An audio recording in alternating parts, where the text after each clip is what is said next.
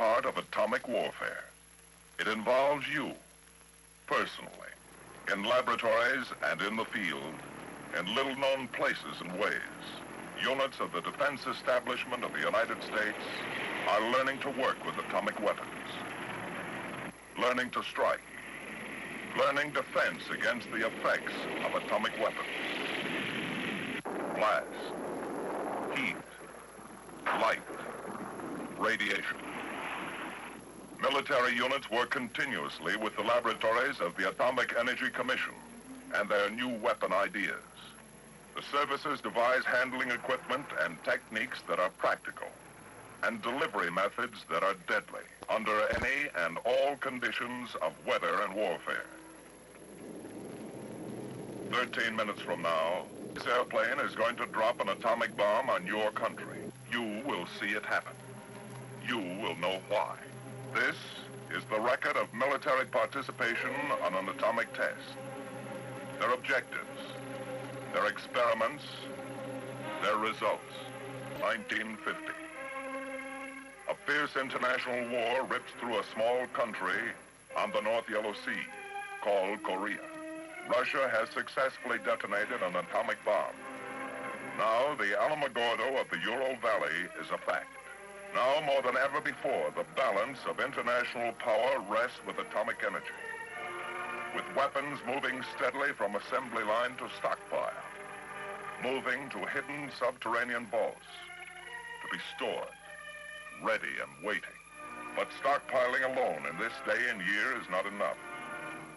We need to develop and produce a greater number and variety, and possibly even more powerful atomic weapons. Weapons tailored for specialized uses and targets. But like all new ideas and weapons, new atomic bombs, to be useful and practical, must first be tested.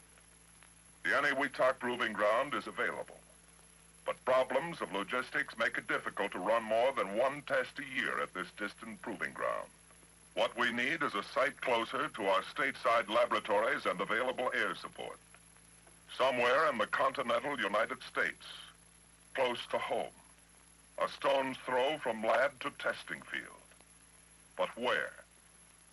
For a long time, as a matter of fact, ever since Trinity, men from Los Alamos had been eyeing the great barren stretches of the Southwest. This region, for the most part, fits the bill, isolated from centers of population, with favorable winds, with the necessary consistency of soil and formation of earth strata below. And so beyond the World War II training base, to the north of an early day Nevada stage stop called Indian Springs, 65 miles north and west of Las Vegas, an atomic range was established. A test site of over 400 square miles of flatbed valleys, mingled with mountains of solid rock, whose veins once colored history with gold and silver. A range remote from civilization, isolated, forgotten as the names of the men who once made their fortunes here.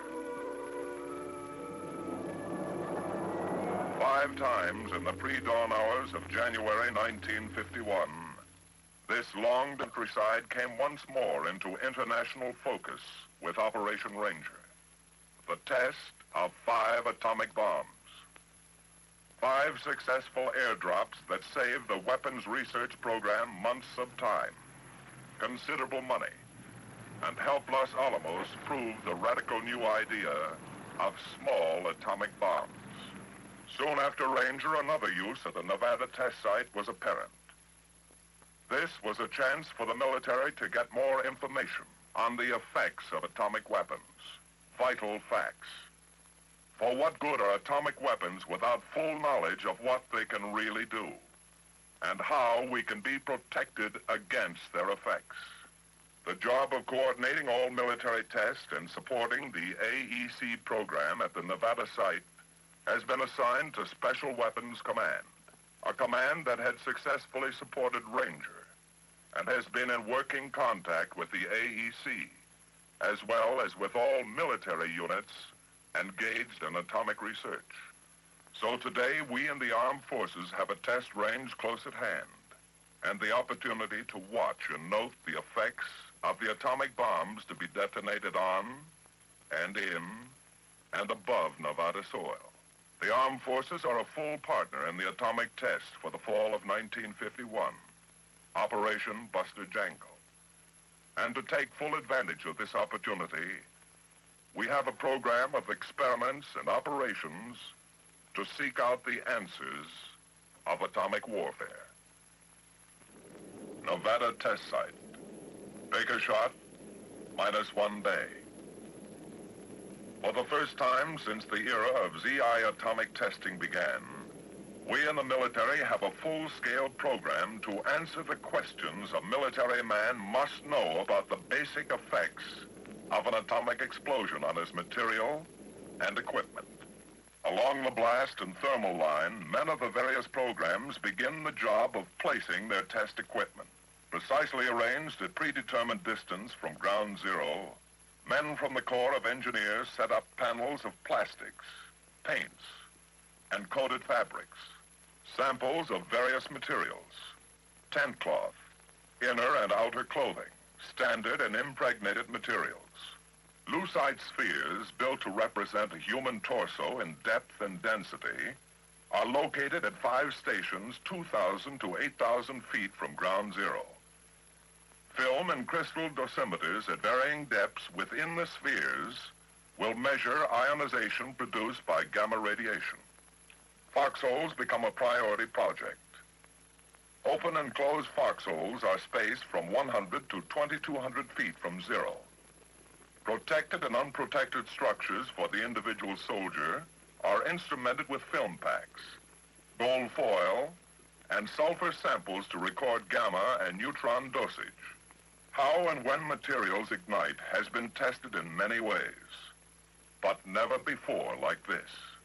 Trays of typical refuse from the forest floor like leaves, twigs, and pine needles are to be exposed. We want to find what thermal energy levels will ignite these materials, what effect the blast winds will have on continued burning. What could we expect if enemy bombs were dropped in our forests?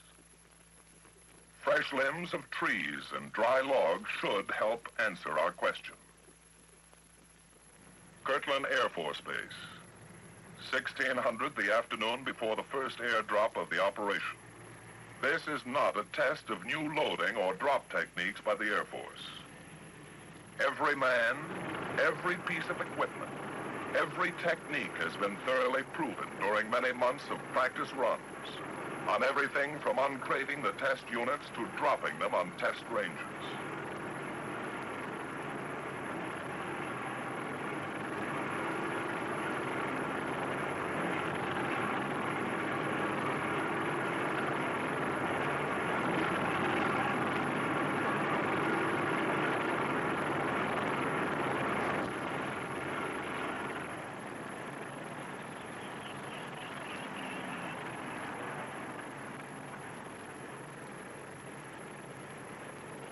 The original atomic bomb and most of the test units since that time have been detonated on tall steel towers.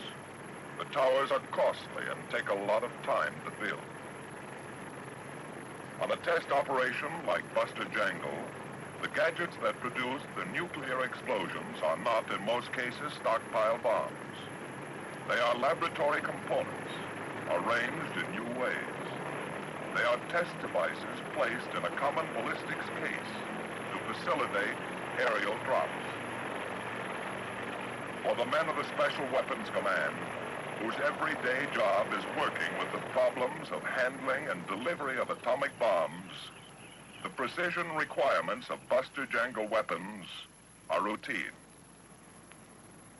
A bomber positioned over a loading pit. A ballistic shape fitted carefully into a bomb bay, and an air crew to handle the thing in the air and drop it with incredible accuracy on a target in Nevada 12 hours from now.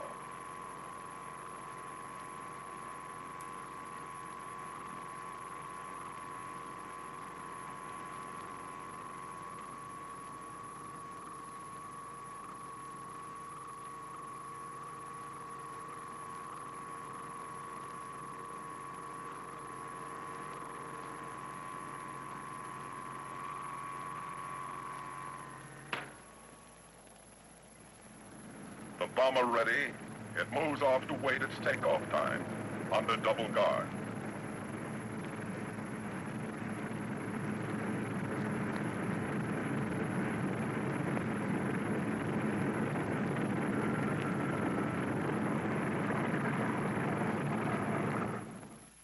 Kirtland, Baker Day, 0100. Weather and operations briefing for air crews that will be entering their H-hour orbits in Nevada by sunrise. 3 hours from now. This is a laboratory experiment and not the development testing of a new tactical weapon. H-hour is 0700 Pacific Standard Time. In addition to Rosebud, the drop aircraft, there will be 17 other aircraft in the vicinity at H-hour. Therefore, it is highly important that each aircraft commander adhere strictly to his brief flight plan and orbit pattern. This is necessary in the interest of flight safety and so that each aircraft will be in a proper position to get his required data at H-hour. Due to the number of aircraft in the test area and the many necessary transmissions which will be occurring, it's necessary that you keep your transmissions to an absolute minimum. Know what you're going to have to say. Plan a clear, concise message, say it, and get off the air. When using operational frequencies, be sure to use code names only. Everyone has been thoroughly briefed in possible radiological hazards connected with this mission. Due to the small size of the bomb and the altitude at which you'll be flying, there is very little danger from nuclear radiation, thermal radiation, or blast effect. Flash blindness may be a temporary hazard, but if you wear your goggles as instructed, there will be no danger. Special aircraft such as the samplers, the trackers, and the terrain surveyors are more likely to pick up nuclear contamination. Crew members have been specially briefed and a radiological monitor is on board each aircraft. The aircraft commanders must work in careful coordination with the radiological monitor. Are there any questions? Colonel Ritland?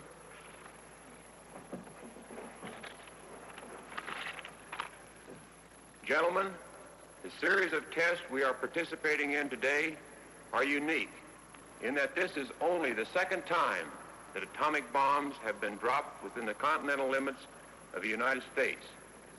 The general public and important people in our national structure will be focused on what we are doing.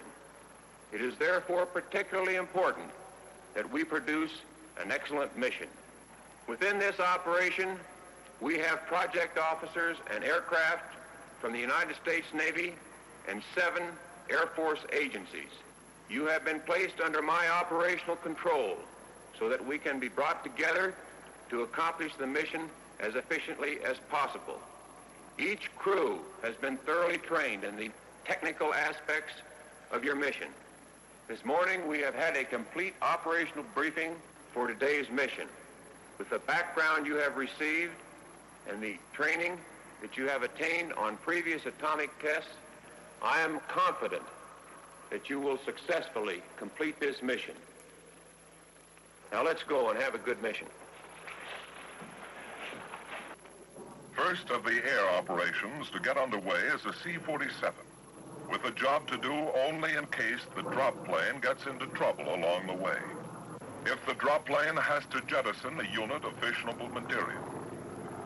These rad-safe, medical, and security men that make up the disaster crew will either land or parachute themselves to recover and protect the unit. The drop plane, Rosebud, is in regular communication with the disaster crew from takeoff to 0 hour. Hello, Bottleneck. This is Rosebud. Go ahead, Rosebud. Bottleneck, this is Rosebud. Airborne is 0215, proceeding on course. Roger, Rosebud. For the newspapers of the world, a headline rides in the cold belly of an Air Force bomber.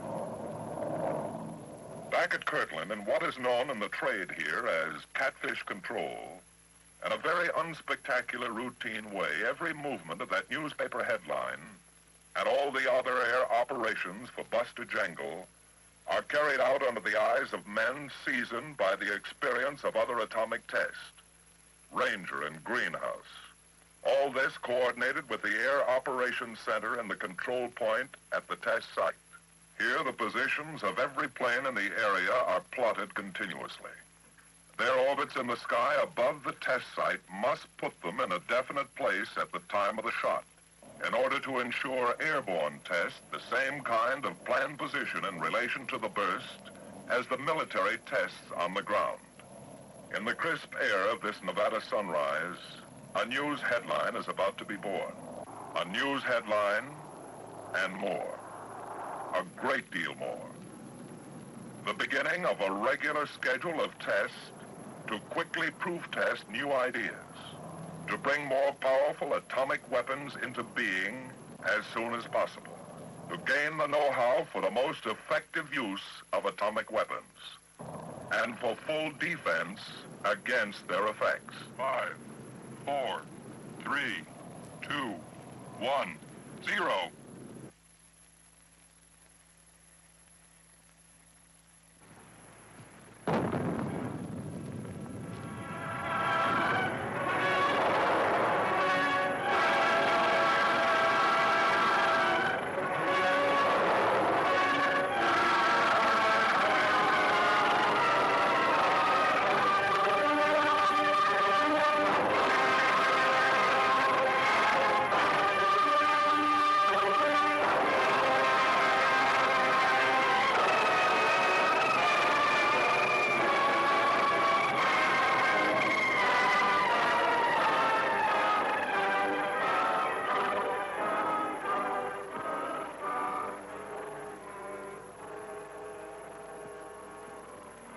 While the rumbling echoes of the Baker blast still race across the Nevada countryside, the first radiological safety monitors leave by helicopter to survey the radiation levels in the target area and around the test setups.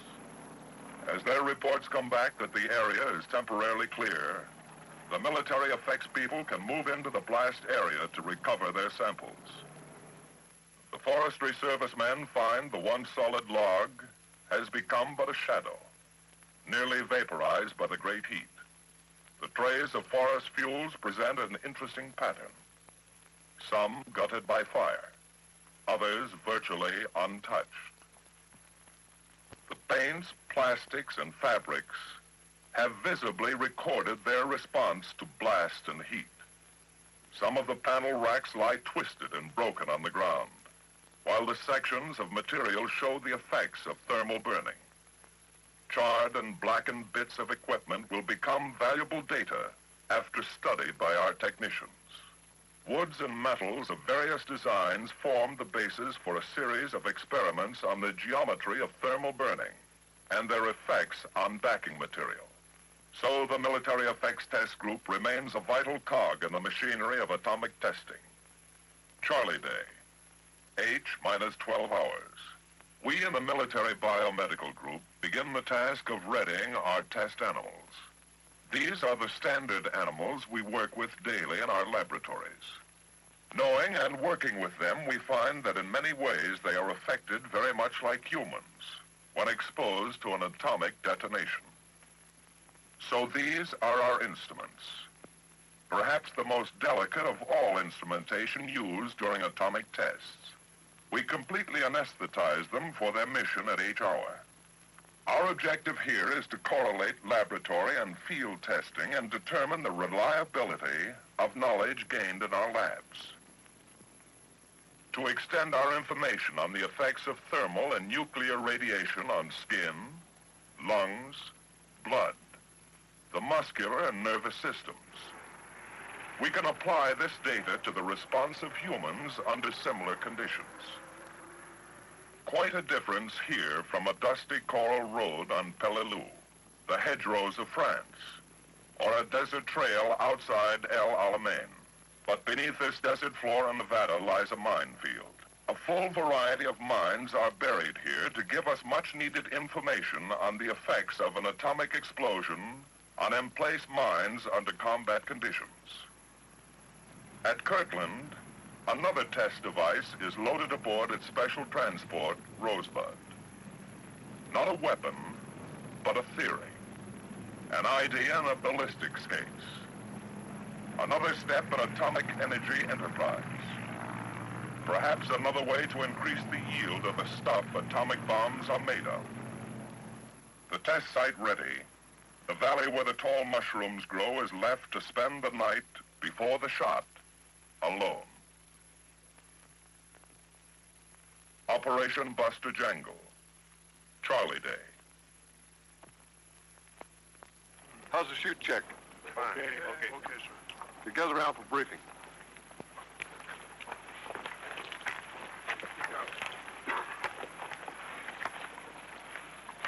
Major Mitchell will be our ad monitor again today. Well, men, I would like to remind you that our primary mission this morning is to collect a sample from the cloud for laboratory analysis. The sample that we got on the last mission was very good. Our first penetration is always governed by the cloud dispersion and the velocity of the wind. According to the latest information, it looks like our first pass will be made at HR plus 1.5. Our altitude 8,000 feet. The communications gem that we used on the last mission worked out very nicely. I would like to continue to use them. Would also like to remind each of you to hand me your film badge at the completion of the mission. That's all, Jim. Mitch, I'd like to add a thought to your briefing. We have a second mission to perform in this aircraft, and it's a very important one, at least as far as the Air Force is concerned. We're going to prove to everyone who has to do it that they can fly in this stuff and remain in this stuff as long as they observe a few safety precautions. When we are in the area around the cloud, the monitor will be the boss of the aircraft. Fellas, up to now, we've had 2 very successful sampling missions in our favor. You've all been briefed on the amount of radiation you can get and still be on the safe side. I'd like to assure you that you will never get enough radiation on the inside of this aircraft to give a thought to the consequences. Are there any questions? Yes, sir. Is the special exit procedure when we get down the same as it was on the last mission? The exit order will remain the same. Let's try not to touch the outside of the aircraft. And let's get over to the Rad Safe Center as soon as we can. Marvin, do you have your logs? Sure, Jim. I'm ready to roll. Okay, let's get aboard.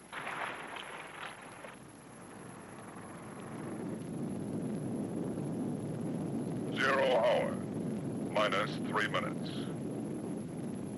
From the bombardier's seat in the drop plane on its final run, we can see our target. The minefield line lays along our course, stretching east from ground zero. The blast and thermal line stretches out to the right, south, toward the control point. The military effects tests are ready. Airborne tests for the services are ready too. 9 miles to the south of ground zero, a C-54, codename Starfish, flies a course parallel to the drop plane. This is an airborne laboratory with a staff of doctors to test the effects of the bomb's initial light on the human eye. We want to know how to heal or cause the eye to return to normal after it has looked at a light that for a fleeting moment burns with 50 times the intensity of the sun at high noon. A variety of goggles and filter devices permit only certain degrees and wavelengths of light to reach the eye. The flash blindness experiment is ready.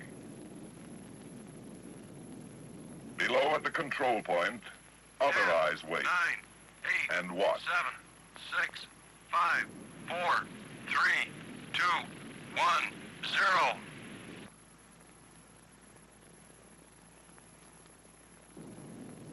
The men and doctors set about their study of flash blindness. Out of this experiment will come considerable specific knowledge about protection and treatment for men of the armed forces and the citizens of their country. All of this even as the Charlie cloud continues to boil. As the cloud begins to drift and roam beyond the test site,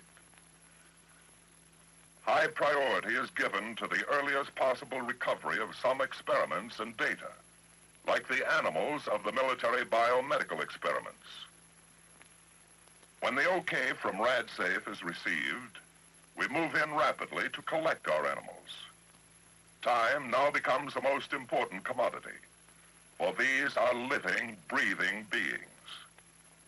Although still completely out from the effects of anesthesia, they can only go so long without food and water. So they are quickly removed from their blast line stations and carefully carried to the waiting trucks. In another area not too far away, our test rats are removed from their electrically heated tubes. November nights in the Nevada desert are not exactly warm. This is but another project in our continuing research on the effects of thermal and nuclear radiation and its ultimate application to the effects and responses on humans subjected to atomic explosions. Hi, Rat. Hi, Paul. How's the area for Shotgun 8 to come in? The atomic cloud has moved over far enough, leaving the aerial space uncontaminated. The RadSafe monitors have checked the landing strip and found it radiologically safe. Good. Shotgun.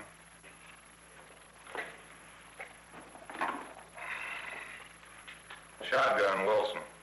The strip is clear for Shotgun 8 to come in. Roger. Area is clear. We'll dispatch Shotgun 8 immediately. Roger. Okay, Rivers, the area is clear. Go ahead and get your aircraft into the air. Report into Shotgun when you're passing the course. Roger. At the minefield, project personnel are returning with their monitor to recover and replace their mines. We hope that many questions will be answered for us about the bomb's effect on known types of U.S. and foreign mines, and countermeasures that can be perfected to ensure operational mines under all conditions. Offensively or defensively, the information gained here will play a vital role in future tactical situations. Shortly after recovery, the dogs, with their protective jackets removed, are snug in metal cages. They're on their way to meet Shotgun 8 for the trip by air back to their home laboratories.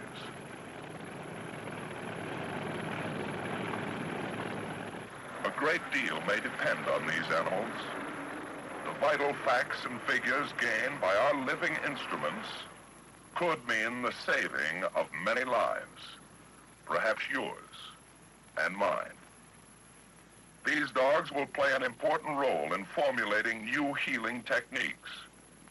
For without them, we are handcuffed, unable to observe, study, treat, and heal.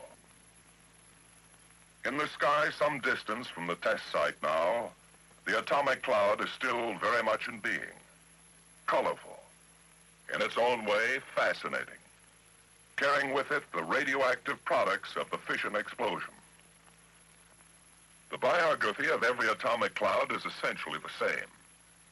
The intense heat and violence of the fireball as it sears the sky causes the spectacular and colorful rust-like condition in the air around it. As the fireball cools, an enormous vacuum and afterwind is created, causing the desert floor to rise up into the cloud itself, to form the characteristic mushroom stem.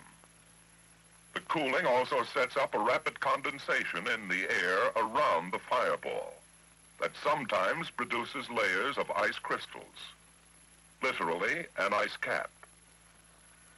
Knowledge gained on previous nuclear weapons tests has produced the theory that once the cloud has formed and stabilized in the sky, the vitally significant fission products and so-called unburned fission fragments don't distribute themselves evenly, but tend to collect in very large and visible pockets, hot pockets, or cells inside the cloud. The particles that are suspended in these nebulous cells indicate many things that happen inside the bomb, as well as the efficiency of the fission reaction. So attempting to locate the cells and collect samples from them is a mission of the highest priority. Airborne by the winds, the cloud soon shears and spreads thin over an increasingly wide area. The radioactive cells become less concentrated, each one sometimes stretching over many square miles. They can't be seen, but will readily tip their radioactive hand to airborne detectors. Drone B-17s collected samples of the atomic clouds on Crossroads in 1946 and Sandstone in 1948. But on Sandstone, a manned aircraft accidentally encountered a good sample while tracking one of the atomic clouds. For Operation Ranger, all of the cloud samples were collected by manned aircraft. On Greenhouse, the test at Eniwetok in the spring of 1951, samples collected by manned aircraft equaled those gathered by drone planes. So manned samplers now have their permanent place in nuclear weapons testing, very probably replacing the pioneering drones entirely. At this moment, the samplers are orbiting at several altitudes a short distance downwind, awaiting the order for their first penetration of the cloud. Mounted on their wings and fuselage are filter boxes, holding chemically pure papers to capture sample particles of the cells, if they can be located. The men inside are standing by, making final preparations for their first pass through the Charlie Cloud. Their operations are based on considerations of each cloud individually. Their penetrations are ordered from the CP. Charlie Cloud, H plus 1 hour and 30 minutes. Take a look, Hal. It's okay to me. Okay, let's see. Say, that's Cream Puff 3, isn't it, Paul? Yes, that's Cream Puff 3. How's it look? Well, it looks pretty good. Why don't you have him try a first penetration? That's okay, Hal. Let's try Plan 3, though. Plan 3, is that okay, Hal? Right.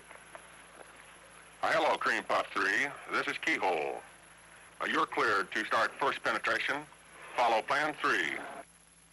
Visually, Cream Puff 3 seeks out and heads for the most dense portion of the cloud. His mission plan is simple. Before reaching the visible cloud, the sensitive survey meters in the plane start to climb as it enters the invisible field of gamma radiation that surrounds the cloud. If the plane misses a cell, the meters return to almost a zero reading when it emerges from the gamma field on the opposite side. If so much as the edge of a cell is touched, the plane is instantly contaminated, and the meters will continue to read comparatively high. The plane will continue to make passes until it has made a sufficient number to collect the required samples. Penetrations are delayed and spaced to keep personnel contamination to a minimum while collecting the vital samples.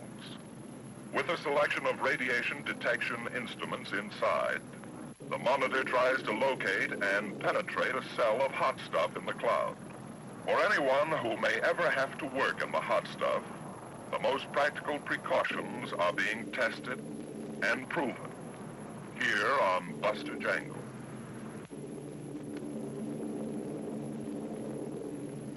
Keyhole from Cream Puff 3. First pass at Fox Jig, Eka 600.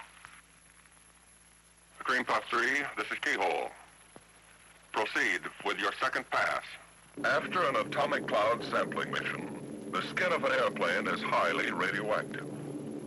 Buster Jangle has provided further opportunity to proof test several solutions to the problem of a short and easy method of cooling off contaminated equipment. RadSafe monitors keep a regular check on the planes. In a few hours, the plane can be sprayed down with a special detergent known officially in RadSafe circles as Gunk. On earlier atomic tests, such as Crossroads, decontamination of the sampler aircraft was an unborn science. The planes were sometimes abandoned for many months to cool off in nature's own good time. The experience gained and the quality of samples collected by these planes in the course of Buster Jangle proved that jet aircraft can get the required samples with less personnel exposure. An aircraft that has become heavily contaminated from working inside an atomic cloud can be cooled off, made radiologically safe and ready to fly another mission in 24 hours.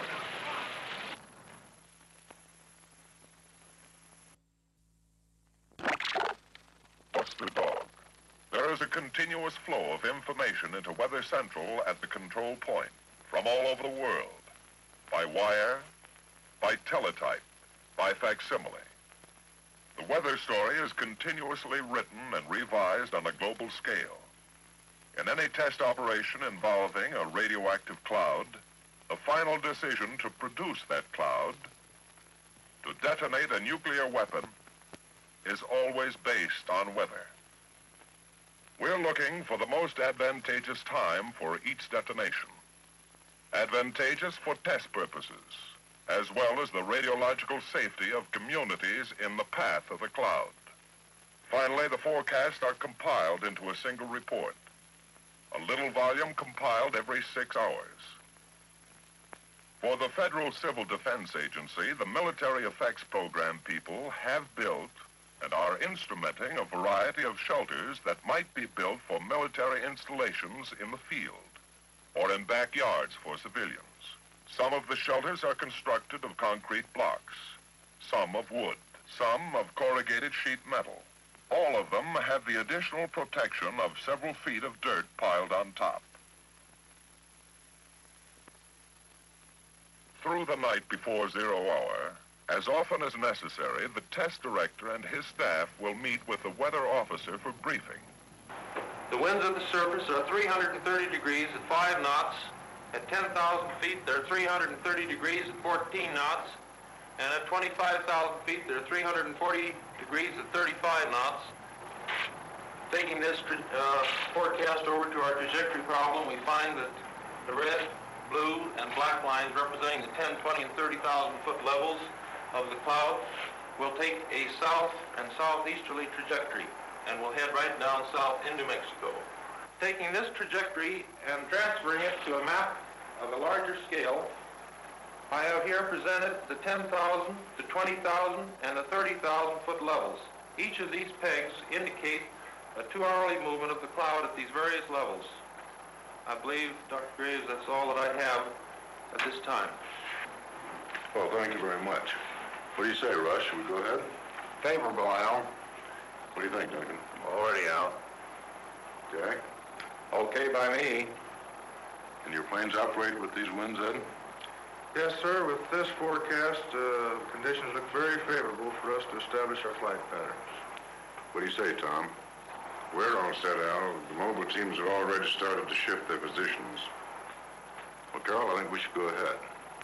Okay, Al, we have a shot. Dog Day. H minus 2 hours and 30 minutes. Rosebud approaches the test site. Hello, Keyhole. This is Rosebud. Over shotgun at 0430. Keyhole to Rosebud. Switch to channel 30. Keyhole, this is Rosebud. Going to channel 30. Now, on the very high-frequency radio channel, a test site in readiness focuses its operations on the reports that come down from the dropped plane. The same plane and crew that dropped the 5 bombs of Operation Ranger, the first CI test. Keyhole, this is Rosebud. Report the information of the day. Over the control point, the bombardier starts collecting the latest dope on winds, temperatures, pressures, and humidity at various altitudes. Information that will help him make the most accurate drop possible. There's a lot of work to be done before bombs away. Hello, Keyhole. This is Rosebud. In target area. The bomb is not yet armed. Final preparation of the test unit is delayed until the drop plane is safely beyond any inhabited area. While the weapon is put in readiness, Rosebud will hold an orbit pattern over the now deserted target area. The unit of fissionable material is monitored at regular intervals before being fitted into the weapon. Pilot to weapon here. We are depressurized. You may begin your IFI. To permit in-flight access to the bomb bay, Rosebud flies at an altitude of 10,000 feet for its IFI circle, the holding pattern for in-flight preparation of the weapon. Up forward, the bombardier readies the bomb site well ahead of time. as the weaponeers, the ever-present midwives for nuclear weapons, start the job of putting the test device in a state of readiness for the drop. In the skies around the test site, all the other planes are present and accounted for well in advance of H-hour, orbiting their time in assigned patterns. 3 B-50s are on hand to develop airborne techniques for determining bomb damage. IBDA, Indirect Bomb Damage Assessment, it's called. What they gain on these tests may eliminate the need for post-strike reconnaissance, risk fewer men, and fewer planes on an atomic mission. Inside the IBDA planes, they're working out the problem with equipment in standard use throughout the Air Force today.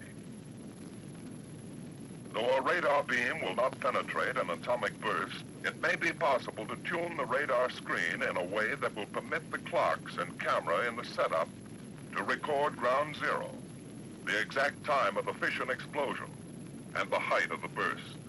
Aerial photographs will help determine the specific kiloton yield of a bomb. If ground zero, height of burst, and yield can be recorded by this combination of equipment. A couple of miles below, in Rosebud, the weaponeers are winding up the tedious and exacting job of putting the test unit in readiness for the drop. Nearby, men in the disaster aircraft, always within an easy call of the dropped plane, can relax a little, settle down and wait for the show. From now until the weapon is dropped, its arming and firing circuits and unit of fissionable material are monitored continuously.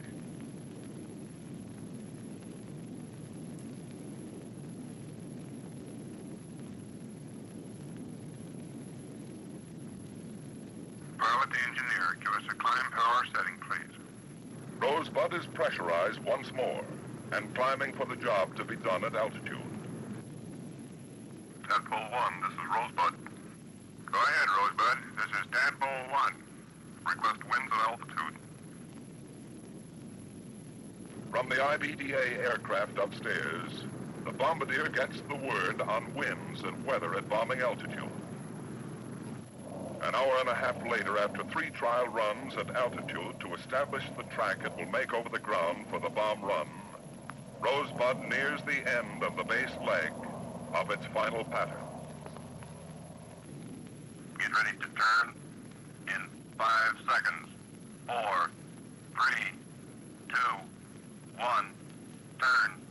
4 miles below, the experiments and observers at the test site sweat out the final bomb run. Bombardier, would you open the bomb bay doors, please? Level. Minus 15 seconds, get ready. The entire operation now waits on the skill of this man.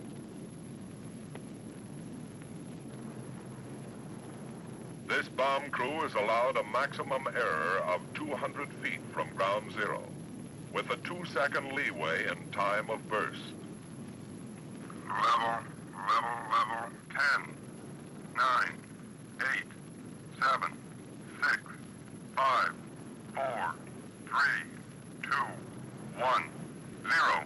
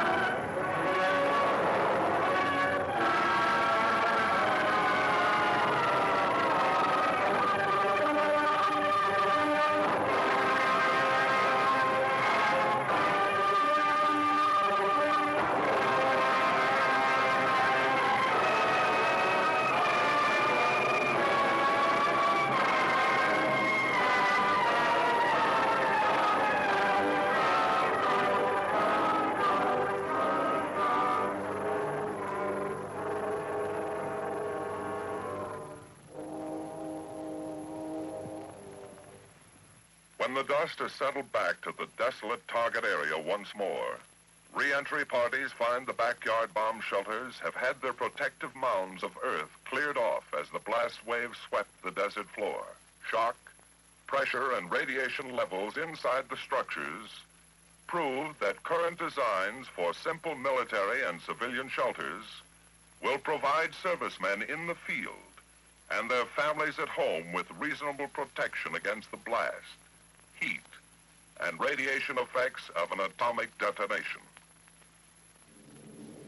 The next blast, Easy Shot, will probably be the most powerful of all the Buster detonations. Taking full advantage of it to gain more of the hard-to-come-by knowledge of the effects of nuclear weapons on military targets, the Air Force is moving a B-17 and an F-47 into the vicinity of Ground Zero for Easy Shot to learn more about the effects of atomic weapons on planes parked on an enemy airdrome and how to disperse our own planes for minimum loss or damage from sudden attack with atomic bombs. Kirtland Field, Easy Day -1. This is the prelude of an entirely new and especially significant volume of military science.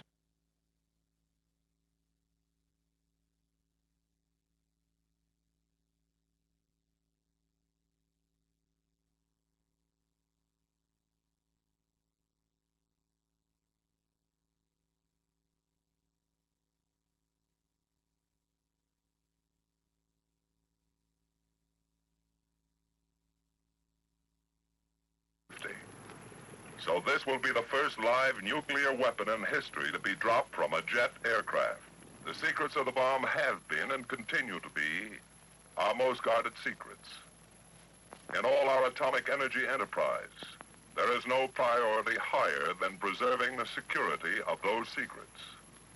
It's a physical thing like guards and passes and security screens, and it's an individual thing in the minds and hearts of men.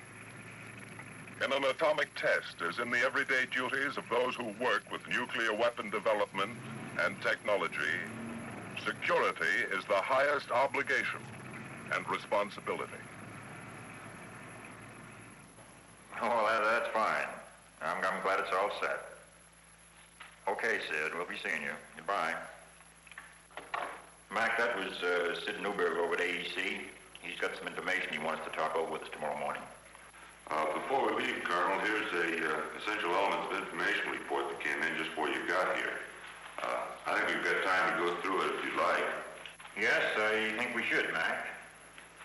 With another shot coming off in the morning, it's good to know these things.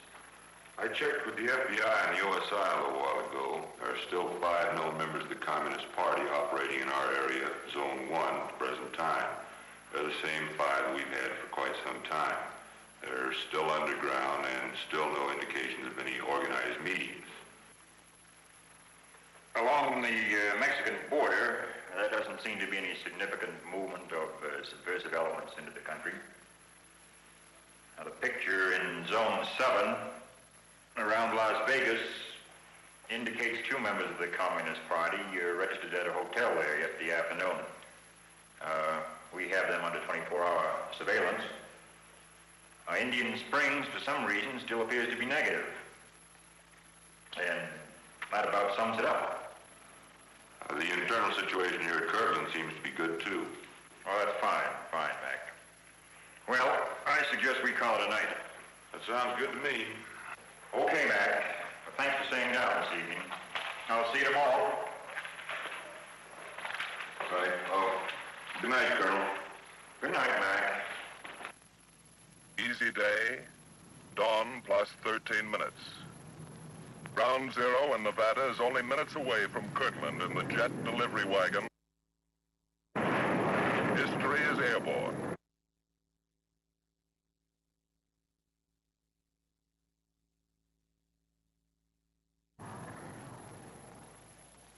As the B-45 heads out of the Albuquerque Sunrise, the air crews at Indian Springs get their pre-takeoff briefing, a final time hack, then make their now routine way to orbit patterns in the sky to sweat out the last detonation of the Buster phase of this operation.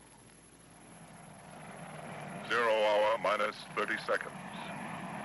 B-45 Rosebud is on its final run to its target and to history.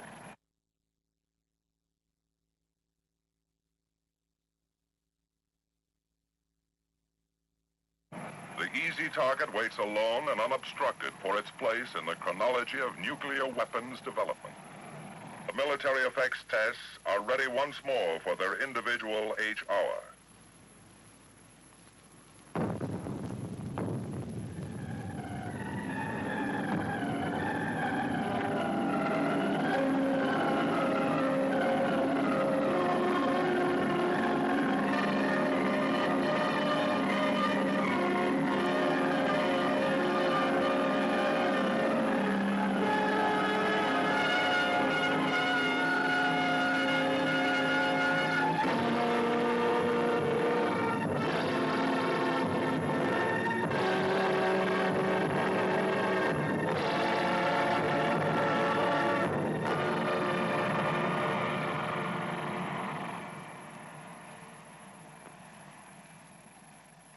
A few hundred yards from easy target, a couple of Air Force projects bear mute testimony to the effects of the bomb on aircraft parked in the vicinity of Ground Zero.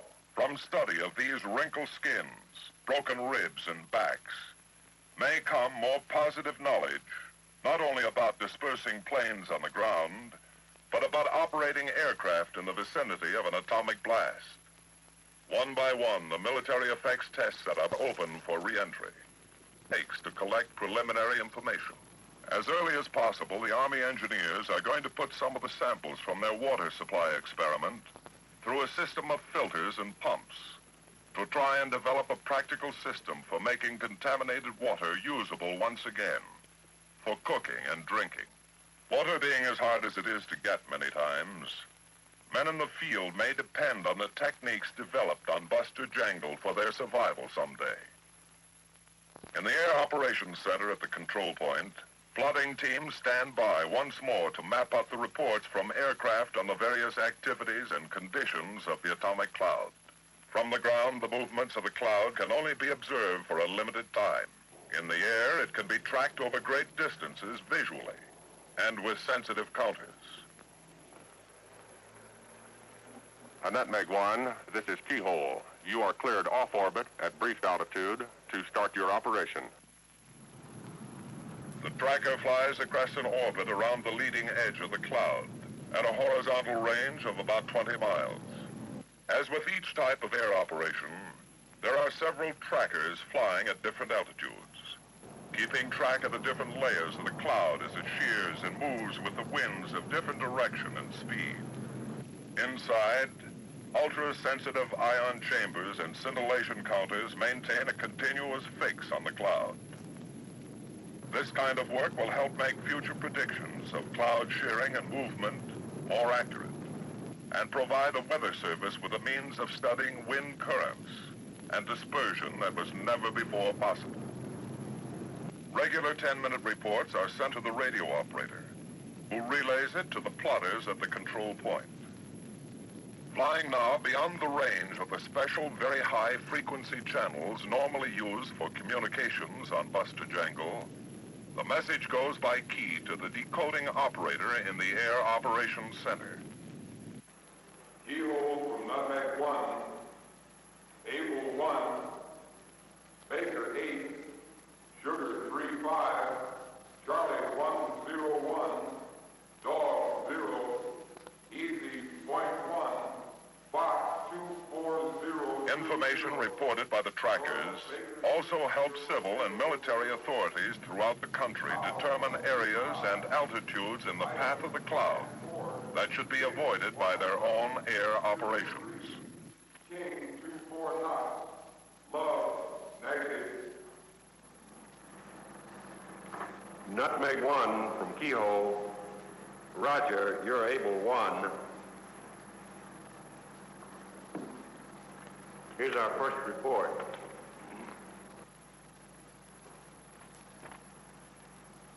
Hours later, when the trackers are released and the position and radiation levels of the atomic cloud are plotted out to 600 miles, all air operations are completed for the buster phase of the test.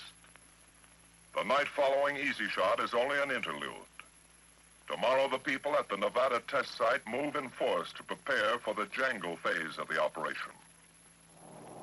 Never before have the armed forces had a site of their own and nuclear weapons to detonate as they wish. Never before has an atomic bomb been detonated on the surface of the ground or deep in the earth itself. One of the big questions that may be answered by the jangle phase of the operation is the value of including contact or penetration weapons in our atomic stockpile. We have 2 nuclear weapons of our own test site, installations, and programs formulated over a year and a half by the Armed Forces Special Weapons Project under the code name of Windstorm. The jangle phase was originally planned for the remote island of Amchitka in the Aleutians. For reasons of geology and weather, it was canceled in Alaska and moved intact to the more ideal environment here at the Nevada test site. For the first of the 2 shots, the weapon will be detonated at ground level. The second will be placed 17 feet below the surface and covered to simulate the conditions of an actual ground penetration. A weapon detonated on or in the ground will undoubtedly produce a shock wave in the earth itself. But how much? How far? What will be the effect on the foundation of structures, on the earth itself? By instrumenting shafts of several depths in the ground, we hope to learn the story of blast and shock moving through the medium of earth. We want to record the acceleration and degrees of pressure in the ground. In other words, how will the effects of these weapons differ from an airburst? What will be the amount and extent of radioactivity? How long will the ground area remain untenable from the unprecedented amount of radioactive fallout and residual contamination? A multitude of collectors, film badges, radiation detection and recording instruments at various distances from ground zero may give us the radiological story of the surface detonation. Another part of the story will be written in the work of the Army's water supply decontamination and purification experiment. To compare the effects of a surface blast with an airburst, many of the military effects setups used on the buster shots are being duplicated. We're going to test every conceivable type of presently available military field clothing and future materials that may be used for radiological protection as well as utility. After 2 years of work by the Armed Forces Special Weapons Project to get the most information for the time and dollars spent, the all-military part of the Buster Jangle operation stands ready. Minus 30. In the main control room at the CP, a network of clocks and timers are set in motion to warm up instruments, fire the weapon, and set the experiments and recording instruments in operation, each in a sequence that is precise to 10 millionths of a second. Minus 15. 10, 9, 8, 7, 6, 5, 4, 3, 2, 1, 0.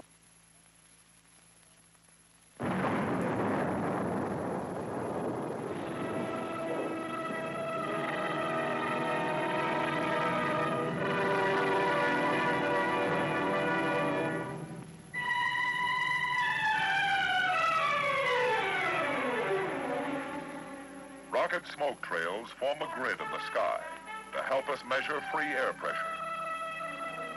Radiation levels here are high, much higher than if this had been an airburst with winds to carry a great deal of the hot stuff away that had been left over or produced by the explosion. But as always, some information of extreme value to us can be had inside that dust cloud and in the crater itself, if we can get at it in a short time. Orbiting a few miles downwind, the men in a Navy P-2V are making an airborne evaluation of the radiological situation. They're working with all manner of devices to help develop easy and quick techniques and equipment that an airline transport or military plane can use to detect and stay clear of an atomic cloud. Like so many of the military tests, this is a continuation of experiments started on Greenhouse. Before the tons of Earth, suspended now in the sky, settle back to the desert floor, they're going to make some low-level passes directly over the bomb crater and drop instruments by parachutes.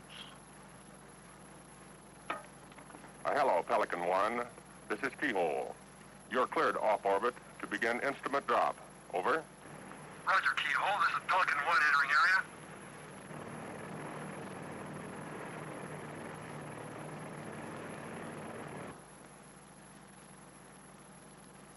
The men in the P-2V are the first to approach ground zero.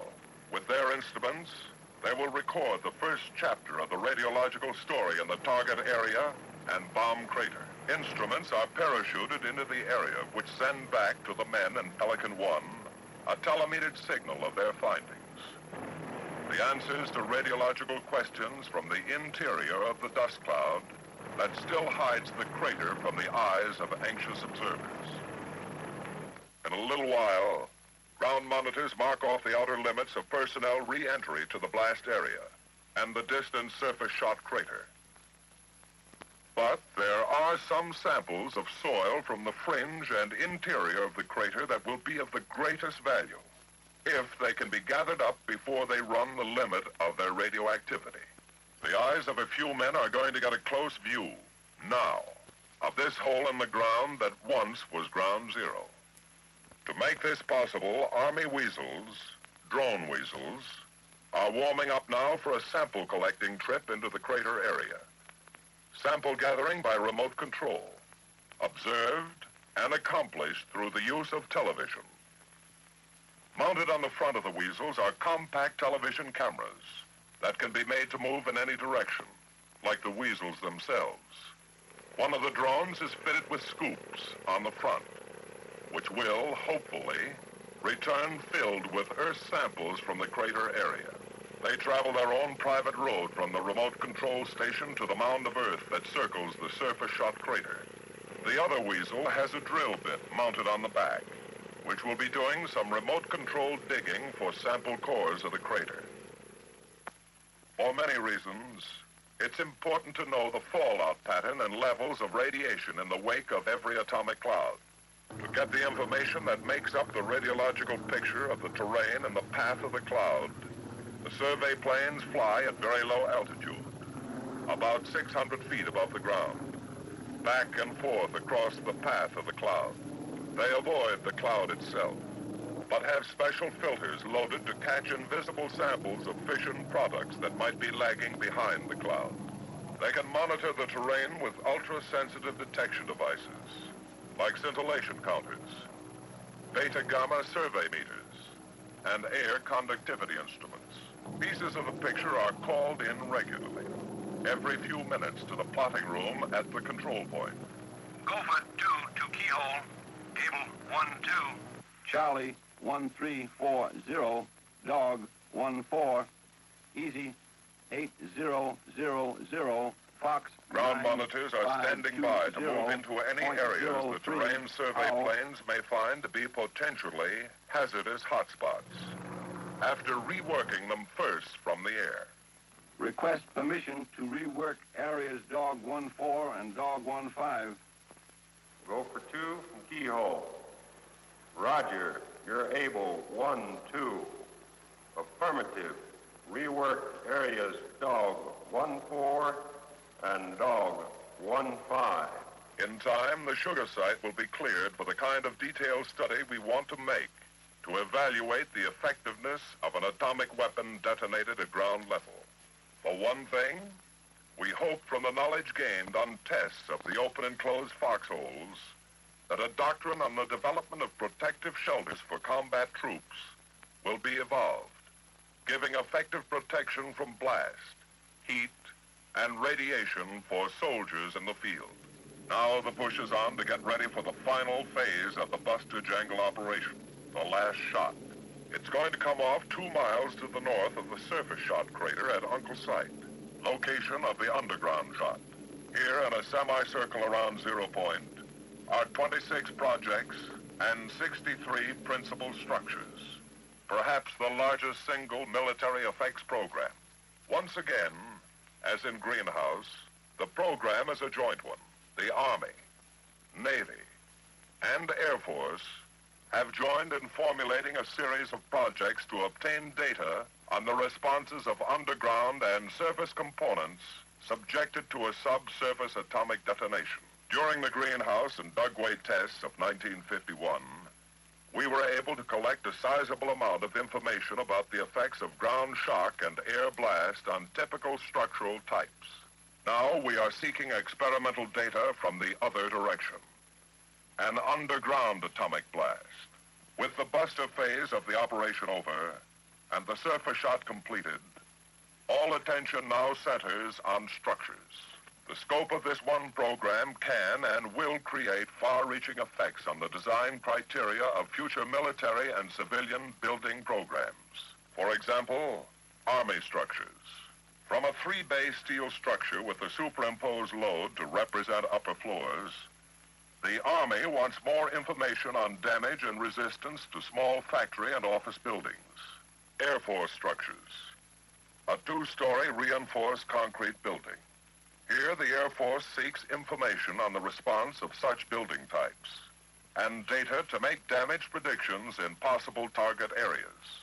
2 types of brick industrial chimneys will furnish facts on the behavior of masonry structures when hit by both earth shock and blast. At varying distances from 0 point, the Navy has buried standard utility distribution services: water, sewer, steam, electric, and gas mains.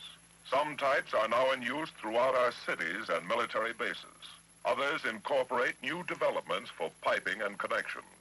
All these put under hydrostatic pressure to determine how these materials will withstand an underground atomic blast.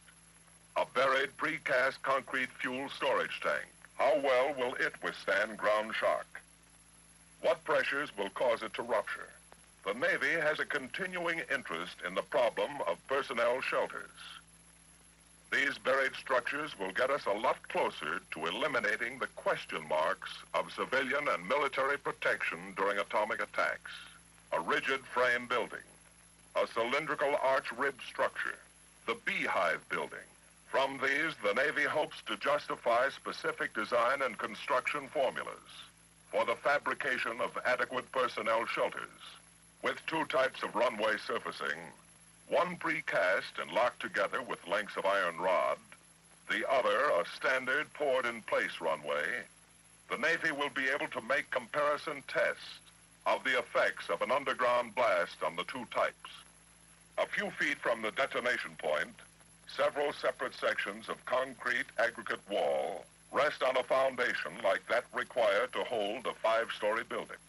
In a matter of microseconds after the blast, these walls will be shattered and thrown out from the target source in a rain of concrete missiles, hopefully to land on 2 blacktop collection areas.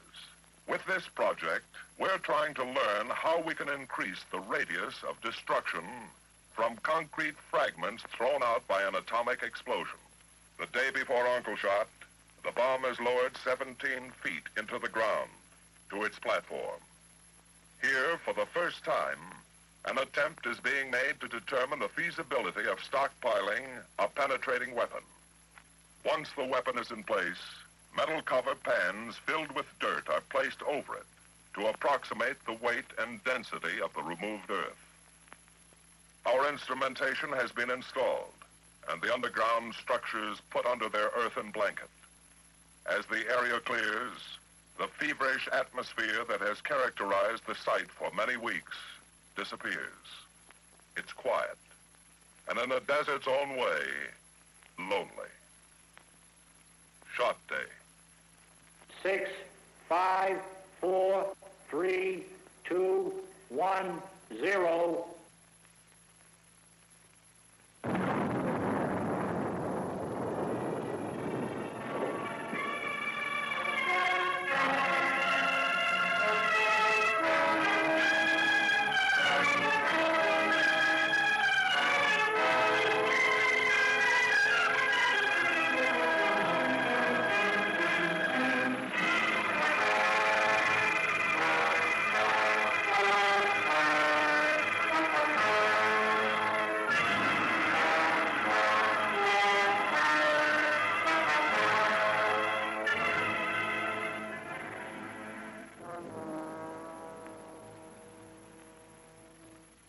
the flash and dust of the underground shot becomes a thing of the past, and it drifts far away from the ground zero crater, preliminary ventures are made into the area by monitors of the RadSafe group. In the language of the radiological safety monitors, the area is hot. Too hot for any immediate full-scale recovery work. Because here, as in all other peacetime work with radioactivity, each man is permitted only a very small total dosage of radiation, far less than he could safely tolerate in a combat situation. These men know radiation.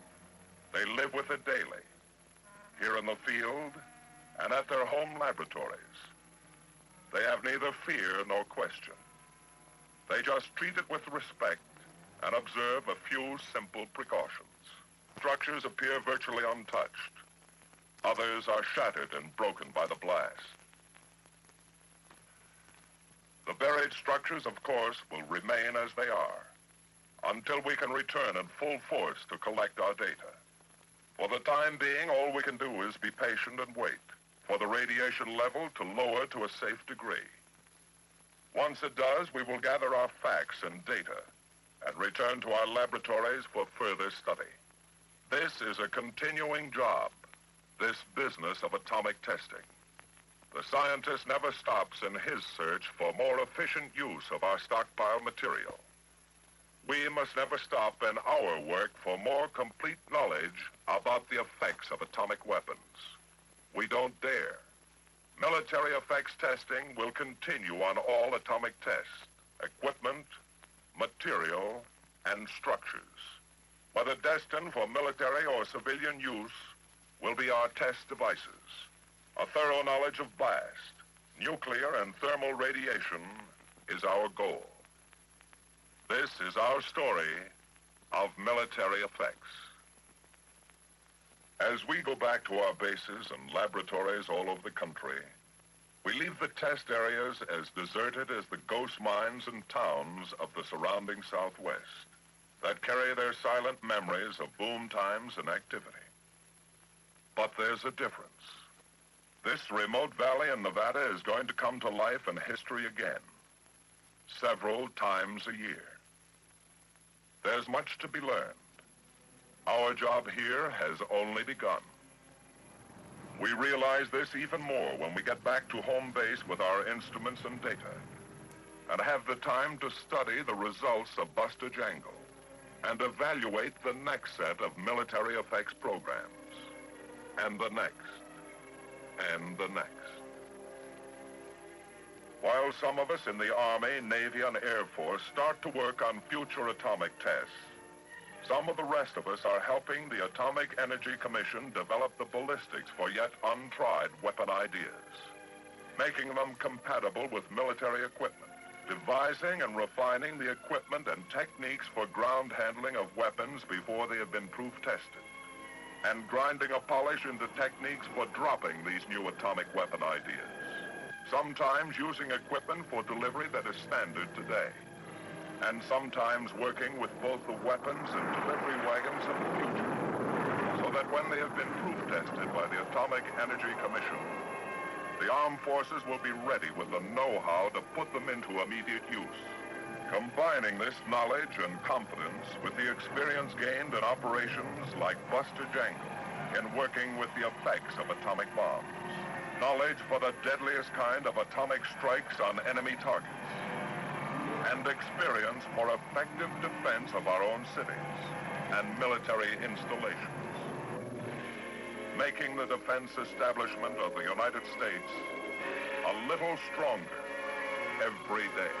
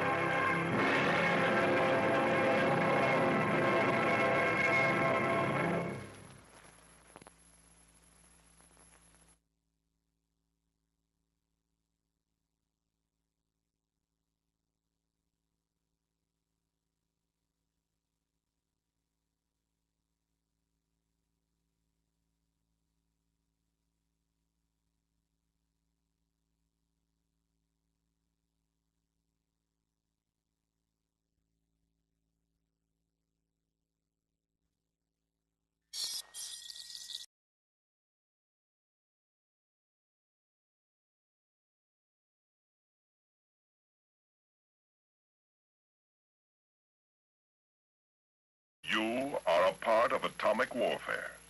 It involves you, personally, in laboratories and in the field, in little-known places and ways.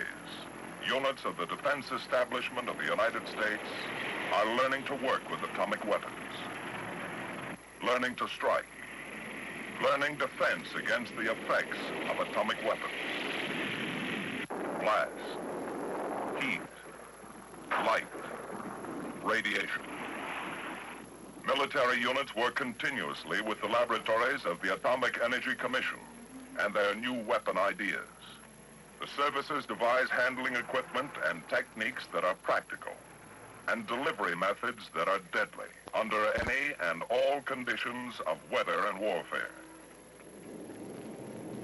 13 minutes from now, this airplane is going to drop an atomic bomb on your country. You will see it happen. You will know why. This is the record of military participation on an atomic test. Their objectives, their experiments, their results. 1950. A fierce international war rips through a small country on the North Yellow Sea called Korea. Russia has successfully detonated an atomic bomb. Now the Alamogordo of the Ural Valley is a fact. Now more than ever before, the balance of international power rests with atomic energy, with weapons moving steadily from assembly line to stockpile, moving to hidden subterranean vaults, to be stored, ready and waiting. But stockpiling alone in this day and year is not enough.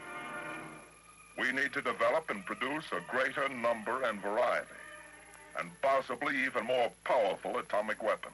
Every piece of equipment, every technique has been thoroughly proven during many months of practice runs, on everything from uncrating the test units to dropping them on test ranges.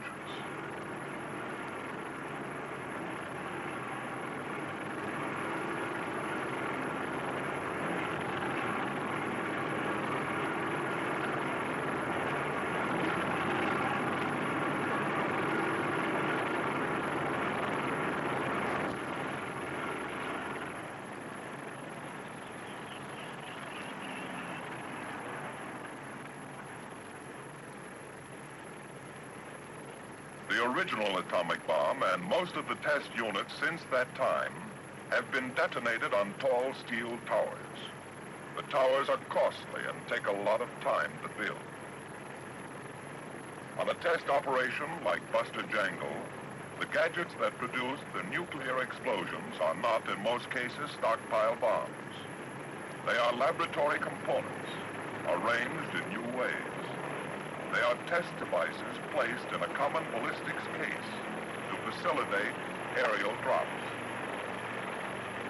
For the men of the Special Weapons Command, whose everyday job is working with the problems of handling and delivery of atomic bombs, the precision requirements of Buster Jangle weapons are routine. A bomber positioned over a loading pit. A ballistic shape fitted carefully into a bomb bay, and an air crew to handle the thing in the air and drop it with incredible accuracy on a target in Nevada 12 hours from now.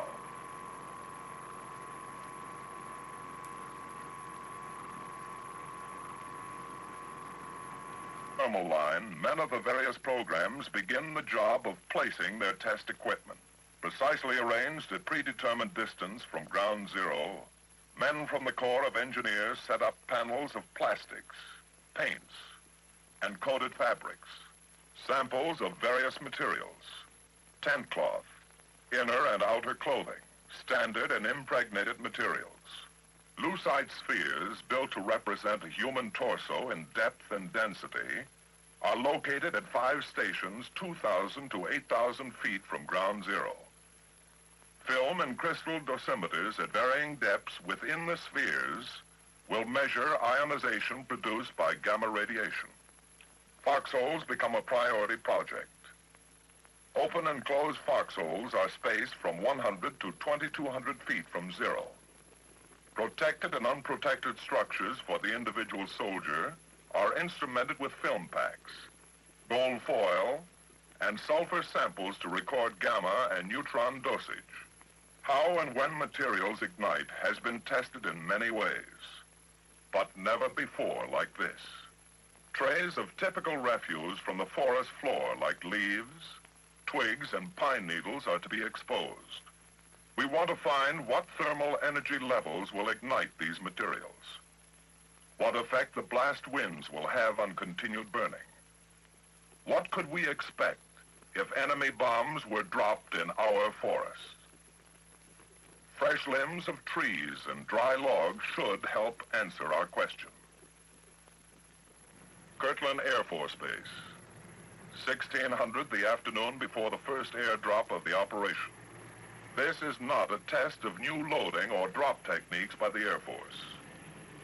Every man, airdrops that save the weapons research program months of time, considerable money, and help Los Alamos prove the radical new idea of small atomic bombs. Soon after Ranger, another use at the Nevada test site was apparent. This was a chance for the military to get more information on the effects of atomic weapons, vital facts. For what good are atomic weapons without full knowledge of what they can really do, and how we can be protected against their effects? The job of coordinating all military tests and supporting the AEC program at the Nevada site has been assigned to Special Weapons Command, a command that had successfully supported Ranger and has been in working contact with the AEC, as well as with all military units engaged in atomic research. So today, we in the armed forces have a test range close at hand and the opportunity to watch and note the effects of the atomic bombs to be detonated on and in and above Nevada soil. The armed forces are a full partner in the atomic test for the fall of 1951, Operation Buster Jangle. And to take full advantage of this opportunity, we have a program of experiments and operations to seek out the answers of atomic warfare.